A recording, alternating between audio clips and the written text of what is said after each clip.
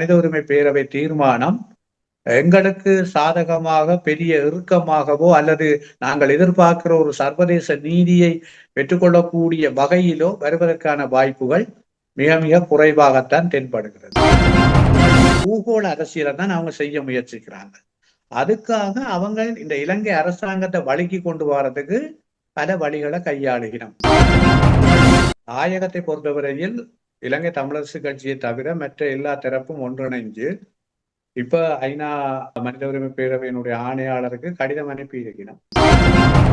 2009 பிறகு டயஸ்போரா இருக்கா இல்லையா போராட்டத்தின் மூலமாவது கூட வெளிக்காட்ட தவறிக்கொண்டிருக்கிறது.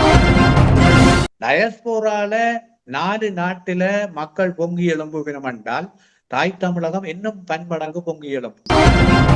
தமிழ் டயஸ்போரா சரியான முறையில ஒரு ராஜதந்திர நகர்வு போரையும் அஹிம்ச போரையும் செய்யுமா இருந்தால் என்ன பொறுத்தவரையில நீதிக்கான கதவு திறக்க. டயஸ்போரா எங்களுக்கு இந்த நேரத்துல சரியான முறையில கை கொடுக்கல என்றால் நாங்கள் அழித்து போவதை தவிர வேறு வழி இல்லை.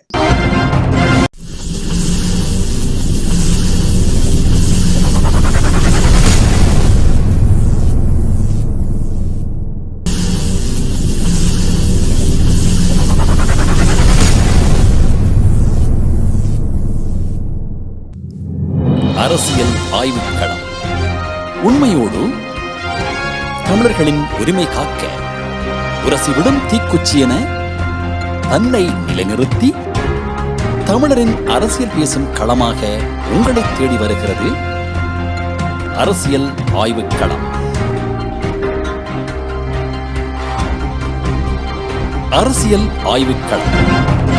அன்பான அவர்களுக்கு வணக்கம். நீங்கள் பார்த்து கொண்டிருப்பது STS தமிழ் தொலைக்காட்சி. STS தமிழ் தொலைக்காட்சியில் அரசியல் ஆய்வுக்களத்தோடு இணைந்திருக்கின்றோம்.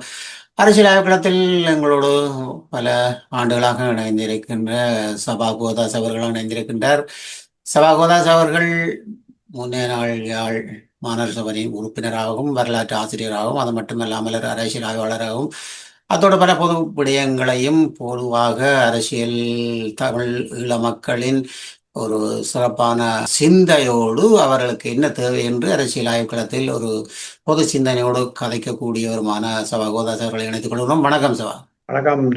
வணமை போலவே நாங்கள் இந்த வாரத்துக்கான விடயங்கள் என்று உங்களுடைய அந்த பார்வையோடு நாங்கள் அரசியல் ஆய்வுக்களத்தில் உரையாடல் செல்வோம். தற்போது தமிழர் தாயகத்தை பொறுத்தவரையில் தமிழர் தாயகத்தில் ஒரு பேசு பொருளாக இருக்கிற விடயம் வரப்போகின்ற மனித உரிமை பேரவையில் தீர்மானம் தொடர்பாக பல்வேறுபட்ட உரையாடல்கள் ஒவ்வொரு தரப்புகளாலும் முன்னெடுக்கப்பட்டு கொண்டிருக்கிறது.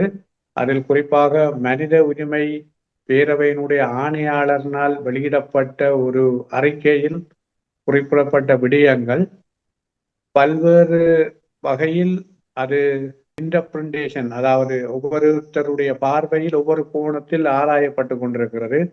ஒரு தரப்பு விடுதலை புலிகளும் இராணுவமும் செய்து கொண்ட அந்த போர் நடவடிக்கையில் மேற்கொண்ட குற்றங்கள் தொடர்பாக அந்தந்த தரப்புகள் பொறுப்பு கூறல் செய்ய வேண்டும் என்ற வகையில் அவர் கூறியிருப்பதாக ஒரு தரப்பும், இன்னொரு தரப்பு அரசாங்கம் தொடர்ந்தும் மனித உரிமை பேரவையில் எடுக்கப்படுகிற தீர்மானங்களின் அடிப்படையில் பொறுப்பு கூறலை தவிர்ப்பதன் காரணமாக அடுத்த கட்ட நகர்வுக்கு செல்ல முடியாது என்ற வகையில் அவருடைய உரை அமைந்திருப்பதாகவும், இப்படி ஒரு அளவுக்கு ஒவ்வொரு தரப்பும் தங்களுக்கு சாதகமாக அந்த இதை மாற்றி இருப்பதை காணக்கூடியதாக இருக்கு. அது தொடர்பான ஒரு உரையாடல் தமிழர் தாயக பகுதியில் இடம்பெற்றுக் கொண்டிருக்கிறது. அதே போல இந்த முத்தையன்கட்டு பகுதியில் இறந்த அந்த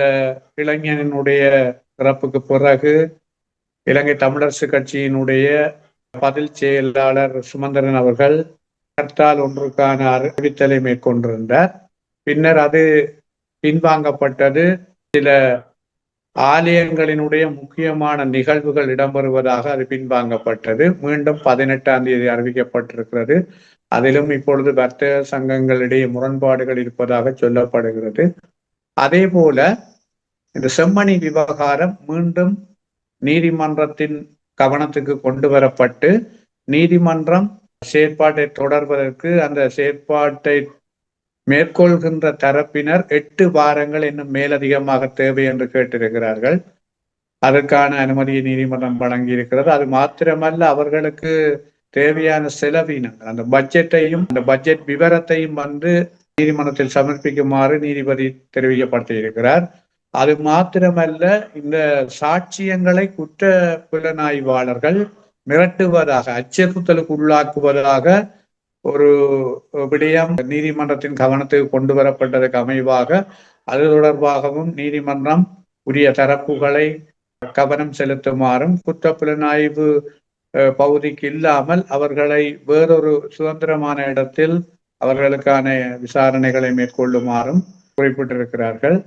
அதே நேரம் தென்னிலங்கையில் பலஸ்தீனத்தில் நடைபெறுகிற இனவழிப்பு நிறுத்தப்பட வேண்டும் என்ற வகையில் ஒரு பெரிய மக்கள் போராட்டம் ஒன்று கொழும்பு மாநகரத்துக்குள் நடைபெற்றிருக்கிறது. அதில் ஏமான மக்கள் கட்சியாக அங்கு பங்கு பெற்றிருக்கிறார்கள்.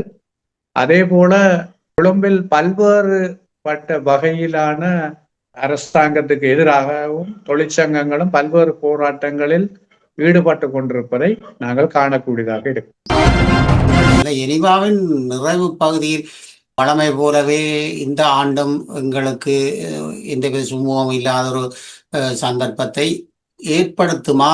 வருகிற மனித உரிமை பேரவை தீர்மானம் என்பது வெறுமனே மனித உரிமை பேரவை ஆணையாளரால் தீர்மானிக்கப்படுவதல்ல. அது அந்த மனித உரிமை பேரவையில் அங்கத்துவம் பெறுகின்ற மிக பிரதான அந்த கோ-கண்ட்ரிஸ் என்று சொல்லப்படுகின்ற நாடுகளினால் தான் அது தீர்மானிக்கப்படுகிறது.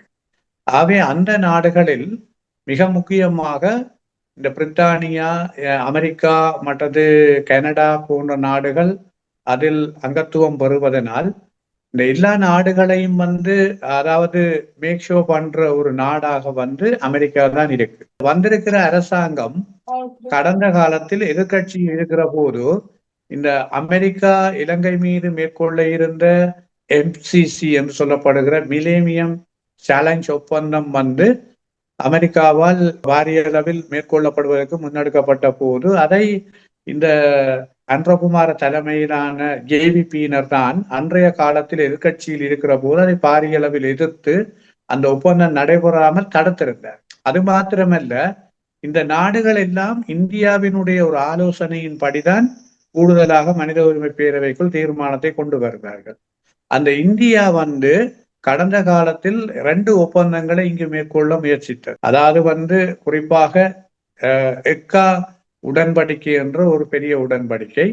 அந்த உடன்படிக்கையை உண்மையாக இதே அன்றகுமார தரப்பு தான் அன்றைய எதிர்கட்சியில் இருக்கிற போது அதை நடத்த விடாமல், அந்த ஒப்பந்தத்தை மேற்கொள்ள விடாமல் தடுத்தார்.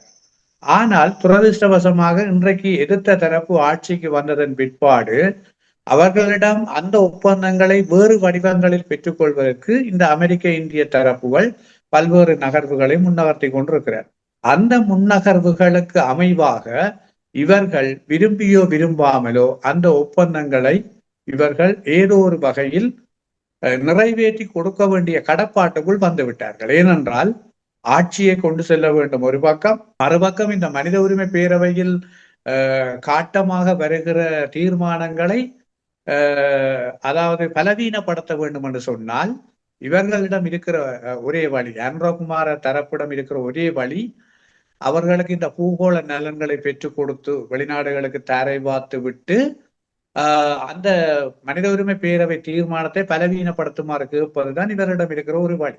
அவை இப்ப நான் நினைக்கிறேன் இந்தியாவுக்கு சென்று வந்ததன் பிற்பாடு அவர் பல ஒப்பந்தங்கள் அங்கு செய்ததாக சொல்லப்படுது. ஆனால் இவற்றையும் அவர்கள் வெளியிடவில்லை உத்தியோகபூர்வமாக. அதே நேரம் இந்திய தரப்பும் அதை வெளியிடவில்லை. 2 தரப்பும் மிக ரகசியம் காக்கிறார்கள் அந்த விடயத்தை. ஆனால் தென்னிலங்கை கொழும்பில் அது தொடர்பாக பலர் குரல் எழுப்பி இருக்கிறார்கள். அந்த ஒப்பந்தங்களை உடனடியாக என்னென்ன ஒப்பந்தங்கள் செய்யப்பட்டது என்றதை அரசாங்கம் வெளிப்படுத்த வேண்டும். ஆனால் இன்றைக்கு காற்றலை மின்சாரம் தொடர்பாக மன்னார் மக்கள் பெரிய அளவு கொதித்தெழுந்திருக்கிற போது ஜனாதிபதி அதை தந்திரோபாயமாக அடக்கி அந்த காற்றலை மின்சாரத்தை இணைத்திட வேண்டும் என்பதில் தீவிரமாக இருக்கிறார். அவர் இந்தியாவுக்கு சென்ற போது அதற்கு ஒப்புதல் கொடுத்திருக்கிறார் என்பதுதான் மறைமுகமான நிலைப்பாடு அங்கு. அதே போல எதிர்வரும் நாட்களில் குமார திசாநாயகா அமெரிக்கா செல்ல இருக்கிறார். ட்ரம்பை பொறுத்தவரை சாதாரணமான ஆளாக நாங்க பார்க்க முடியாது. இன்றைக்கு உலகத்துல மிகப்பெரிய திடீர் மாற்றங்களை அறிவிப்புகளை செய்து கொண்டிருக்கிற ஒரு ஜனாதிபதி. அவர் இலங்கைக்கு இந்த வரிகளை அதிகரித்து இப்பொழுது 30% வரியை 20% வரியாக மாற்றி இருக்கிறார். ஆனால் அந்த 30 20 ஆக்குவதற்கு அனுர தரப்பு கடும் பிரயத்தனம் செய்து கதைத்து ஏதோ ஒரு விடயத்தை அவர்கள் ஒப்புவித்திருக்கிறார்கள். அதன் அடிப்படையில் தான் ட்ரம்ப் அவருக்கான அழைப்பை விட்டிருக்கிறார். ஆகவே எதிர்வரும் நாட்களில் அமெரிக்கா செல்ல இருக்கின்ற அனுரகுமார திசாநாயக்கா ட்ரம்புடன் என்னென்ன ஒப்பந்தங்கள் செய்வார் என்பதை நாங்கள் பொறுத்திருந்தான் பார்க்க வேண்டும். ஆகவே இந்த விவகாரம் மொத்தத்தில் பாதிக்கப்பட்ட தமிழர் தரப்புக்கு தான் பாதிப்பை உண்டு பண்ண போகிறது. என்னை பொறுத்தவரையில் நாங்கள் எதிர்பார்ப்பது போல மனித உரிமை பேரவை தீர்மானம் எங்களுக்கு சாதகமாக பெரிய இறுக்கமாகவோ அல்லது நாங்கள் எதிர்பார்க்கிற ஒரு சர்வதேச நீதியை பெற்றுக்கொள்ளக்கூடிய வகையிலோ வருவதற்கான வாய்ப்புகள் மிக மிக குறைவாகத்தான் தென்படுகிறது. அதே நேரம் இன்னொரு விடயத்தை நாங்கள் இதில் குறிப்பிட்டே ஆக வேண்டும். இவர்கள் கடந்த கால அரசுகளை விட வந்திருக்கிற ஒரு புதிய அரசு. ஆகவே இவர்களே ஒரு கோரிக்கை வைத்திருக்கலாம், நாங்கள் புதிதாக வந்திருக்கிறோம், நாங்கள் இந்த ஆட்சியை தொடர வேண்டுமாக இருந்தால் நீங்கள் எங்களுக்கு சாதகமான ஒரு நிலைப்பாட்டை எடுக்க வேணும். ஆகவே அந்த வகையில் எங்களுக்கு ஒரு விட்டுக் கொடுப்பை தாருங்கள் என்று வெளிவிவகார அமைச்சர், அதாவது இலங்கையினுடைய வெளிவிவகார அமைச்சர் விஜித கேரத் உட்பட்ட தரப்புகள் அந்த தரப்புகளுடன் உரையாடல் நடத்தி இருக்கலாம். தற்போதும் ரகசிய உரையாடல் நடைபெறுவதாகத்தான் புலனாய்வு தகவல்கள் வந்து கொண்டிருக்கின்றன. அரசாங்கத்தை பொறுத்தவரையில் ஆனந்த விஜயபால அவர்கள் சொல்லிக் கொண்டிருக்கிறார், தாங்கள் சர்வதேச விசாரணையை ஏற்றுக்கொள்ள மாட்டோம், ஆனால் உள்ளக விசாரணை பொறிமுறைக்கு தாங்கள் தயார் என்று சொல்லிக் கொண்டிருக்கிறார். ஆகவே மொத்தத்தில் இந்த எதிர்பார்க்கிற தீர்மானம் கடந்த கால தீர்மானங்களை போலதான் பெறக்கூடிய வாய்ப்புகள் இருக்குமே தவிர நாங்கள் எதிர்பார்ப்பது போல பாரிய அதிர்ச்சியை சிங்கள தரப்புக்கோ அல்லது ஆட்சி தரப்புக்கோ கொடுக்கக்கூடிய வகையில் இருக்க போவதில்லை. பல ஆண்டுகள் இப்படியே தமிழினத்தை ஏமாத்தி தொடராக ஜெனிவா இல்லை எந்த நாடு வந்தாலும் இதுவும் தமிழினத்துக்கு கிடைக்கக்கூடிய ஒரு சாத்தியக்கூறில்லை. தமிழினம் தாங்களே மீண்டும் ஒரு எழுச்சியோடு ஜனநாயக ரீதியில் தங்களுக்கான உரிமைகளை கோரி நிற்க வேண்டிய அந்த சூழ்நிலை தான் இப்பொழுதும் தோன்றிக் கொண்டிருக்கிறது. ஆனால் இன்னொரு பக்கமாக பேசுபொருளாக பேசப்படுகின்றது புலம்பெயர் நாடுகளிலே. இப்பொழுது அமெரிக்காவுக்கும் இந்தியாவுக்கும் இடையிலே இந்த வரி சார்ந்த விடயங்களில் இருக்கின்ற முரண்பாடு காரணமாக அமெரிக்கா தமிழர்களுக்கான சாதகத்தை ஏற்படுத்தக்கூடும் என்ற ஒரு சூழ்நிலை ஜெனிவாவில் என்ற ஒரு தகவலும் புலம்பெயர் நாடுகளில் பலரால் அங்காங்கே கதைக்கப்படுகின்ற விடயமாக இருக்கின்றது. புலம்பெயர்ந்த தேசத்தில் இருக்கிற இந்த உரையாடல் எப்பொழுது சாதகமாக தமிழருக்கு வரும் என்று சொன்னால், அனுர அரசாங்கம் இந்த அமெரிக்க தரப்புக்கு ஒரு பூகோள நலன்களையும் தரமாட்டோம் என்று சொல்லி அடம்பிடிக்கிற போதுதான் சாத்தியப்படும். அப்படி அடம்பிடிக்கக்கூடிய முறையில் அனுர தரப்பு இல்லை. ஏனென்று சொன்னால் இவங்க பிச்சை பாத்திரத்தோட இருக்கிறாங்க. அப்படி இருக்கிறவங்க இந்த ஆட்சி என்று அவங்களுக்கு கிடைச்ச ஒரு ஸ்வீட் டிக்கெட் அவங்க வாழ்நாள்ல நினைச்சு பார்க்கல. அப்ப அப்படி ஒரு டிக்கெட்டை அதிர்ஷ்டத்தை பெற்றவங்க புலம்பெயர்ந்த தேசத்தில் இருக்கிறவர்கள் உரையாடுமா போல நடக்கிறதுக்கான வாய்ப்புகள் இல்லை. அமெரிக்காவை பொறுத்தவரையில இந்த முரண்பாடுன்றது ஒரு சாதாரண நிலைதான். இதை கடந்து போகக்கூடிய வாய்ப்புகள் இருக்கு. அமெரிக்க இந்திய தரப்பின் முரண்பாடுன்றது இன்றைக்கு வந்தது இல்லை. இதை விட ஆரம்பத்துல மிக கூர்மை அடைந்திருந்தது. இடைப்பட்ட காலத்துல மிக நெருக்கமாக ஃப்ரெண்ட்ஷிப்பாக இருந்தது. இடைக்கிட முரண்பாடாக வரும். ட்ரம்ப் அவர்கள் ஒரு வித்தியாசமான நிலப்பாட்டை கையாள்றார். அப்படி இருந்தாலும் இன்றைக்கு எதிர்வரும் நாட்கள்ல நான் நினைக்கிறேன் மோடியும் ட்ரம்மும் ஒன்றா சந்திக்கிறதுக்கு இருப்பதாக செய்திகள் வந்து கொண்டிருக்கு. இலங்கை விடயத்துல இந்திய தரப்பும் அமெரிக்க தரப்பும் தங்களோட பூகோள அரசியலை தான் அவங்க செய்ய முயற்சிக்கிறாங்க. அதுக்காக அவங்க இந்த இலங்கை அரசாங்கத்தை வழுக்கி கொண்டு வர்றதுக்கு பல வழிகளை கையாளுகிறோம். ஆகவே இந்த விடயம் எங்களுக்கு சாதகமாக அமெரிக்க தரப்பு எடுக்கும் என்பதை என்னால ஏற்றுக்கொள்ள முடியாது. ஏனென்று சொன்னால் நான் நினைக்கிறேன் கடைசியா இலங்கைக்கான அமெரிக்க தூதர் கூட ஜனாதிபதியை சந்திச்சு பல விடயங்களை கதைச்சிருக்கிறேன். MCC ஒப்பந்தத்துக்கு பதிலா வேறொரு பேர்ல ஒரு ஒப்பந்தம் செய்ய போறாங்க. அதுக்கான வேலை திட்டங்களை தான் அவங்க முன்னெடுக்கிறாங்க. ஆகவே அவங்க அந்த வேலை திட்டத்தை ஆரம்பிச்சிருக்கிற நேரத்துல இலங்கை அரசாங்கத்துக்கு எதிரான ஒரு தீர்மானத்தை அவங்க ஒரு காலமும் கொண்டு வர மாட்டாங்க. ஆகவே அதுல நாங்கள் தெளிவா இருக்கணும். இது எங்களை வச்சுக்கொண்டு அவங்க தங்கட காரியங்களை தான் முயற்சிக்கிறாங்க. இதை சிங்கள ஆட்சியாளர் தான் புரிஞ்சு கொள்ளும். சிங்கள ஆட்சியாளர் புரிஞ்சு கொள்ளாத வரையும் எங்களை வச்சு சிங்கள ஆட்சியாளர்களை பயன்படுத்தி தங்களோட பூகோள நலன்களைத்தான் வெளிநாடுகள் பெற்றுக்கொள்ளுமே தவிர இது உள்வீட்டு பிரச்சனை. உண்மையில உள்வீட்டு பிரச்சனை. சிங்கள தரப்பு சரியா நியாயமா தர்மத்தின் அடிப்படையில செயற்பட்டால் இந்த பிரச்சனை எங்களுக்குள்ளேயே தீர்க்கப்படும். எங்களுக்குள்ளேயே தீர்க்கப்பட்டால் எந்த ஒரு வெளிநாடும் இந்த நாட்டில ஆதிக்கம் செலுத்த முடியாது. ஆகவே இதை எப்ப சிங்கள தரப்பு புரிஞ்சு கொள்ளுதோ அன்றைக்குதான் இந்த ஈழமணி நாட்டுக்கு, இலங்கை தீவுக்கு விடுதல். இன்னும் ஒரு குறுகிய நாட்களில் ஜெனீவாவின் அமர்வு வர இருக்கின்றது. எங்களுடைய அரசியல்வாதிகள் இணைவார்கள் என்று நாங்கள் பார்த்திருந்தோம். இன்னும் சந்தர்ப்பங்கள் இல்லை. இந்த வெளிநாட்டு தூதுவர்களுக்கு எங்களுக்கான இந்த விடிவு இன்னும் கிடைக்கவில்லை. இது தொடராக இந்த ஜெனீவா சந்தர்ப்பத்தில் எங்களுக்கான விடயங்கள் அந்தந்த காலங்களிலே இழுத்தடிப்பு செய்யப்படுகின்றது. பல அரசுகள் வந்தது. இந்த அரசுகளும் ஒரு வருடம் உங்களிடம் தவணை முறை கேட்டது. தவணை முறையிலும் தமிழர்களுக்கான பிரச்சனைகள் தீர்த்து வைக்கப்படவில்லை என்ற ஒரு கருத்து உட்பட எல்லோருமாக இணைந்து கூப்பிட்டு கதைப்பதற்கான ஏதாவது சந்தர்ப்பங்கள் இருக்கின்றன. தாயகத்தை பொறுத்தவரையில் இலங்கை தமிழரசு கட்சியை தவிர மற்ற எல்லா தரப்பும் ஒன்றிணைஞ்சு இப்ப ஐநா மனித உரிமை பேரவையினுடைய ஆணையாளருக்கு கடிதம் அனுப்பி இருக்கணும். அதை விட பல தூதராலயங்களுக்கும் தூதுவர்களுக்கும் கடிதங்கள் அனுப்பி இருக்கணும். அதுல இலங்கை தமிழரசு கட்சியினுடைய இணைவின்மை மிக வருத்தத்துக்குரிய ஒரு விடயம். அவர்கள் இந்த நேரத்தில் உண்மையிலே ஒன்றிணைஞ்சு அதை இன்னும் வலுப்படுத்தி இருக்க வேணும். அவை வலுப்படுத்தி இருக்காமல் இருக்கிறது ஒரு தவறு.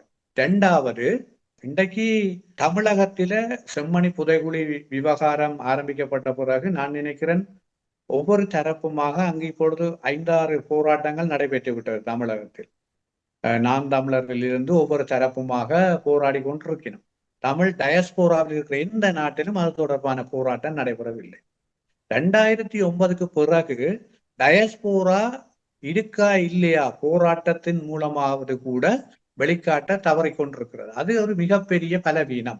தாயகத்தில் ஒரு அடக்குமுறையான சூழல் இருக்கிறது என்பது உலகமே ஏற்றுக்கொண்ட ஒரு விடயம். அது உலக நாட்டு தூதுவர்களுக்கே தெரியும். தாயகத்திலே ஒரு அடக்குமுறை இருக்கிறபடியால தான் அவங்க போராடாமல் அப்படியே இயன்ற வரையிலே ஏதாவது குரல் எழுப்பி கொண்டிருக்கிறாங்கன்றது அவங்களுக்கு தெரியும்.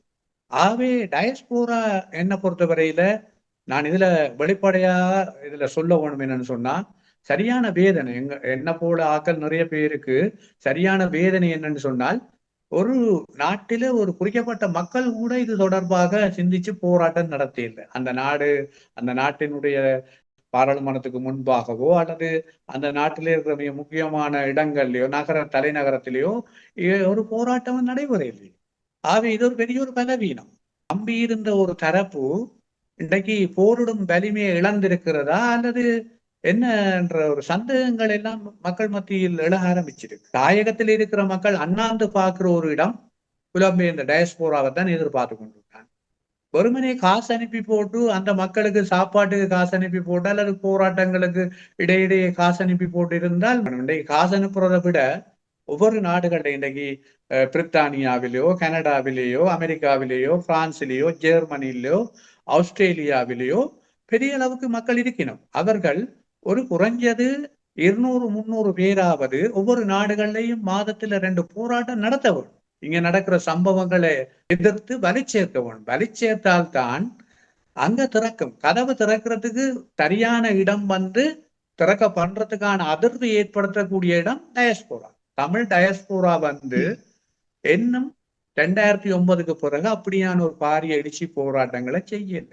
அதை செய்ய வேணும். தாயகத்தில முரண்பாடு இருக்கு, இல்லை என்று நான் சொல்ல இல்ல. தாயகத்துல முரண்பாடு ஒரு தரப்பு தான். பெரும்பான்மை தரப்பு ஒரு நிலப்பாட்டுலாம் இருக்கு. ஆனா அந்த பிரிஞ்சிருக்கிற தரப்பும் ஒரு சிலர் தான் அதுல அந்த பிரிவினைக்கு காரணம். இன்றைக்கு இலங்கை தமிழரசு கட்சியில இருக்கிற முழு பேரையும் நாங்கள் குற்றம் சாட்டக்கூடாது. அதுல மிக இன ரீதியான தீவிரமான முடிவுகள் எடுக்கக்கூடிய வலுவானவர்கள் நிறைய பேர் இருக்கணும், நிறைய ஆதரவாளர்கள் இருக்கணும், நிறைய கட்டுறுதியானவர்கள் இருக்கணும். ஆனால் ஒரு சிலருடைய கையில் அந்த அதிகாரங்கள் போய் அவர்கள் பிழையான முடிவுகளை அறிவிச்சு கொண்டிருக்கணும். ஆனா டயஸ்போரால அப்படி இல்லை. டயஸ்போரால நிறைய அமைப்புகள் இருக்கு, நிறைய சமூக செயற்பாட்டாளர்கள் இருக்கணும், நிறைய ஊடக துறை சார்ந்தவர்கள் இருக்கணும். அவர்கள் எல்லாரும் சேர்ந்து ஏன் போராடல? இதைத்தான் நான் கேட்கிறேன். இது உங்களோட ஊடகத்தின் ஊடாக வெளியில போகணுமாங்க? ஏன் போராடல? நான் வினயமா கேட்கிறேன். நீங்க போராடுங்க, கட்டாயம். எங்களுக்காக குரல் கொடுங்க. எங்களுக்காக மட்டுமல்ல, உங்களுக்காகவும் தான். உங்களுடைய தேசம், உங்களுடைய தாய் நாடு, உங்களுடைய தாய்மொழி. ஆகவே நான் நினைக்கிறேன் ஒரு 10 வருஷங்களுக்கு பிறகு உங்க இருக்கிற 2ஆம் 3ஆம் தலைமுறை போராடக்கூடிய மாதிரி வராது. இப்ப ஊடகம் நடத்துற தேவாண்மைய போல ஆக்கள் உங்க நிறைய பேர் இருக்கணும். அப்படியான ஆக்கள் கட்டாயம் போராடுங்க.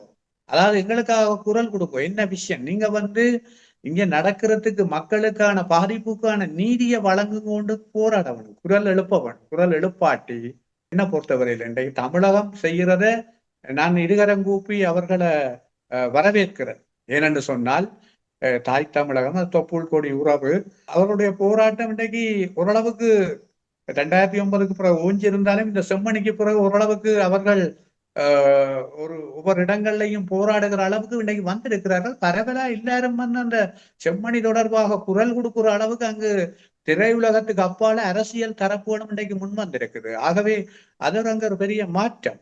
ஒரு மாற்றத்தை இன்னும் வலுப்படுத்த வேணுமென்றால், இன்னும் தமிழகம் கொதித்தள வேணுமென்றா அதுக்கு டயஸ்போரா தான் அதுக்கு அத்திவாரம் போடுவோம். டயஸ்போரால 4 நாட்டில மக்கள் பொங்கி எழும்புவினம் என்றால் தாய் தமிழகம் இன்னும் பன்மடங்கு பொங்கி எழும்பும். அப்படி நீங்க செய்து கொண்டிருக்கீங்க. எங்கட தாயகத்தில் அதை விட பன்மடங்கா பொங்கி எழும்புறதுக்கான வாய்ப்பு வரும். ஏனென்றால் மக்களுக்கு ஒரு சோர்மானம் இருக்குது. யார் அதை ஊக்கப்படுத்துறது, யார் தொடக்கி வைக்கிறது என்றதான் இங்க இருக்கிற பிரச்சனை. ஆகவே டயஸ்போரால இருக்கிறார்கள் துணிவாக சுதந்திரமாக அதை துவக்கி வச்சினோம் என்றால் நிச்சயமாக நான் சொல்றேன், தமிழகத்திலேயும் தாயகத்திலேயும் அது வலுப்பெறுவதற்கான வாய்ப்புகள் இருக்கு. இந்த ஒருங்கிணைப்பு குழுக்கள் உண்மையிலேயே தங்களுடைய பணிகளை சரியாக எடுத்து செல்வதில்லை. இப்பொழுது புலம்பெயர் நாடுகளில் இப்பொழுது நீங்கள் ஒரு பொது நோக்கோடு மிகுந்த தாய சிந்தனையோடு இருக்கின்ற நீங்கள் இவர்களுக்கான உங்களுடைய கருத்துக்களை நீங்கள் எப்படி முன்வைப்பீர்கள்? நான் கண்ணூடாக பார்க்கக்கூடியதாக இருக்கின்றது. இவர்கள் அந்தந்த காலங்களுக்கு தேவையான விடயங்களோடு அப்படியே மௌனித்து விடுகின்றார்கள்.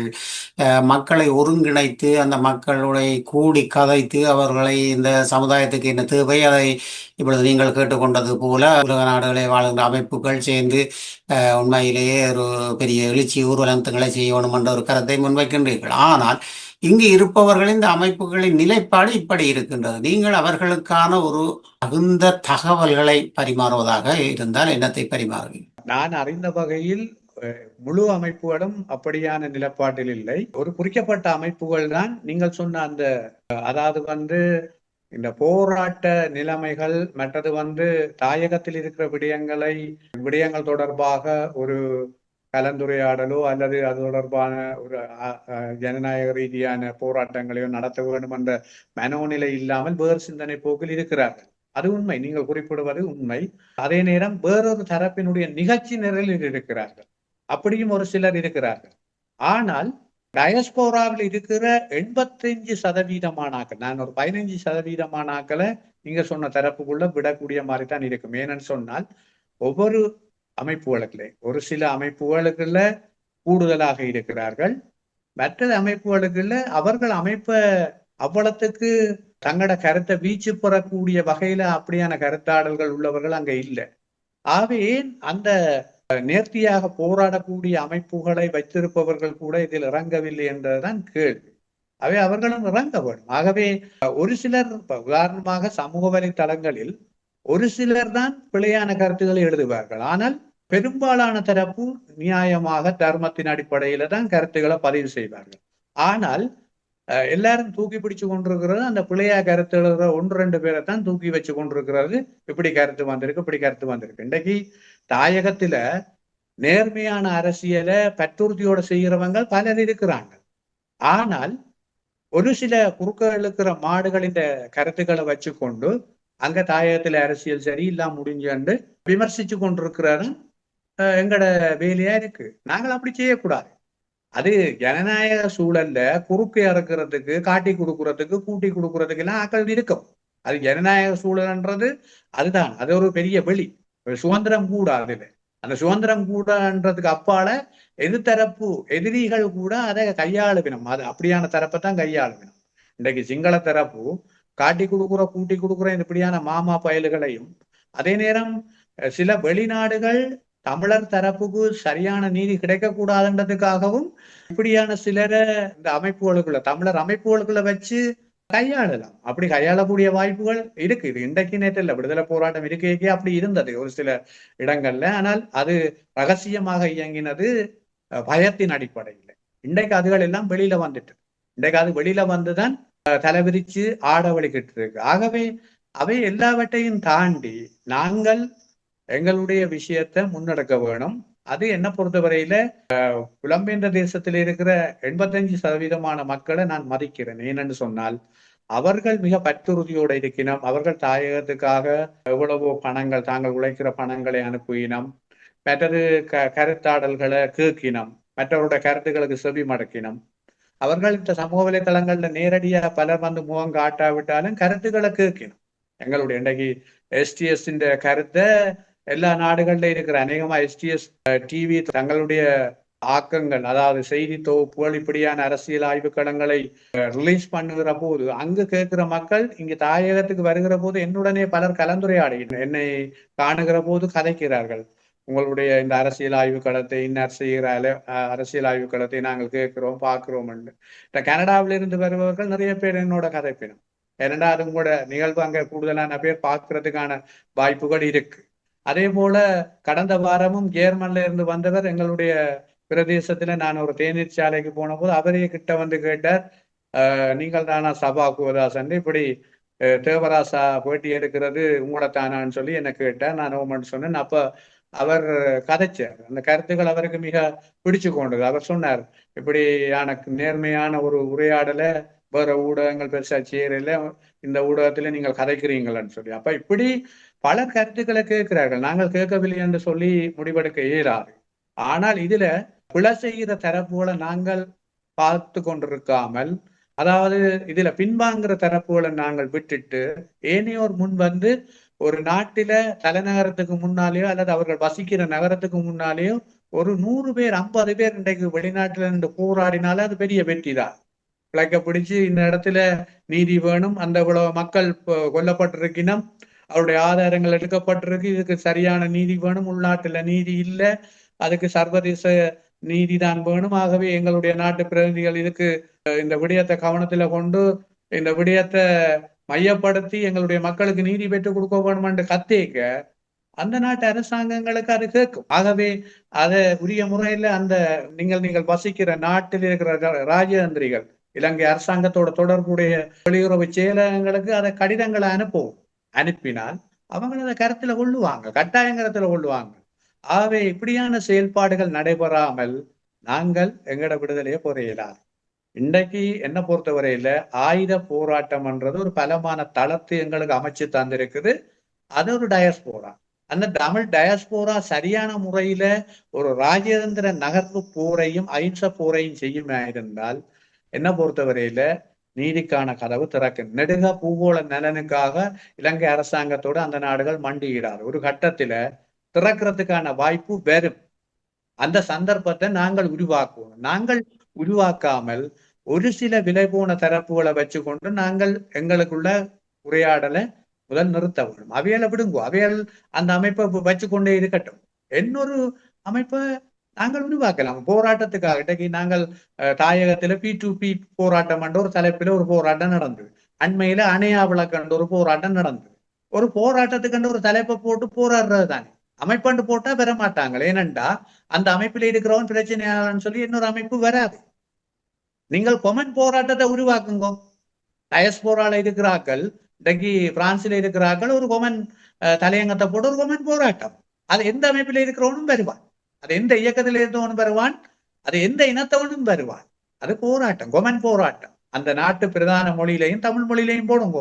அப்பதான் விளங்கி கொள்வாங்களா அவங்க என்ன நடக்குறீங்க. இப்படி ஒரு வழிமுறையை நாங்கள் பின்பற்றாவிட்டால், இப்படி உங்களை போல ஊடகங்கள் இது நிறைய பேரை தாயகத்திலிருந்து நீங்கள் எடுத்து அவருடைய கருத்துக்களை போடுறீங்க. நியாயமான கருத்து உங்க மக்களுக்கு சென்றடையுது. ஆகவே இப்படியான அந்த மாற்றத்தை நீங்க இதுக்குள்ளாலதான் கொண்டு வரணும். நான் திரும்ப திரும்ப சொல்றேன், டயஸ்போரா எங்களுக்கு இந்த நேரத்தில சரியான முறையில கை கொடுக்கல என்றால் நாங்கள் அழித்து போவதை தவிர வேறு வழி இல்லை. அப்போ இன்றும் பல நல்ல விடயங்களை, தேவையான விடயங்களை பார்த்திருந்தோம். அதிலும் புறம்பெயர் நாடுகளில் எழுச்சியோடு நிச்சயமாக எல்லோரும் செயற்படுவதன் மூலம் இன்னும் ஒரு சிறப்பான விடிவுக்கான வழி இருக்கு என்பது சபாகோதாஸ் அவர்கள் கருத்தாக நாங்கள் பார்க்கின்றோம். அந்த வகையிலே இன்று அரசியல் ஆய்வுக்களத்தில் கலந்து சிறப்பித்தமைக்கு நன்றிகளை கூறிக்கொள்கின்றோம். நன்றி சபாகோதாஸ். அடுத்த அரசியல் ஆய்வுக்களத்தில் கலந்து கொள்வோம். நன்றி தேவான். நேயர்கள் அனைவருக்கும் நன்றி.